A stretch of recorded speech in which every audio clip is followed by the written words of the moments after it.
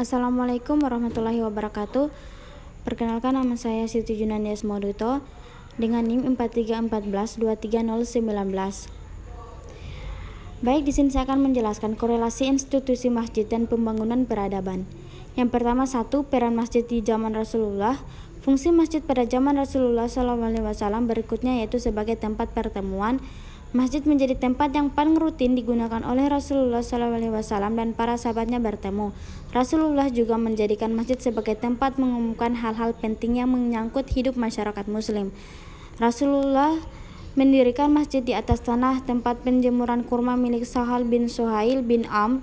Tujuan membangun masjid ini adalah sebagai tempat ibadah, pendidikan berunding, konsultasi masyarakat, dan pembahasan strategi dakwah.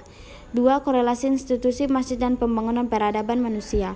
Antara manusia dan peradaban mempunyai hubungan yang sangat erat karena di antara keduanya saling mendukung dan menciptakan suatu kehidupan yang sesuai kodratnya.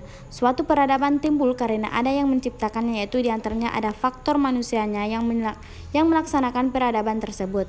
Masjid tidak terbatas sebagai tempat ibadah atau ritual keagamaan, akan tetapi masjid pusat peradaban dan pemberdayaan umat Islam. Yang ketiga, masjid di era modern sebagai pusat kebudayaan dan peradaban.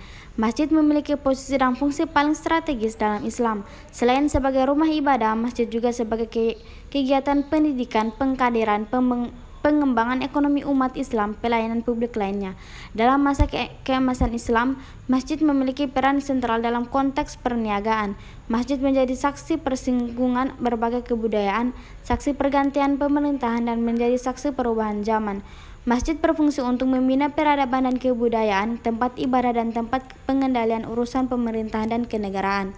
Seperti disebutkan dalam hadis yang artinya, telah dijadikan bagi kita bumi ini sebagai tempat sujud dan keadaannya bersih. Hadis riwayat Muslim.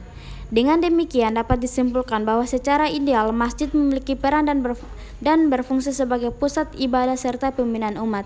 Terima kasih. Wassalamualaikum warahmatullahi wabarakatuh.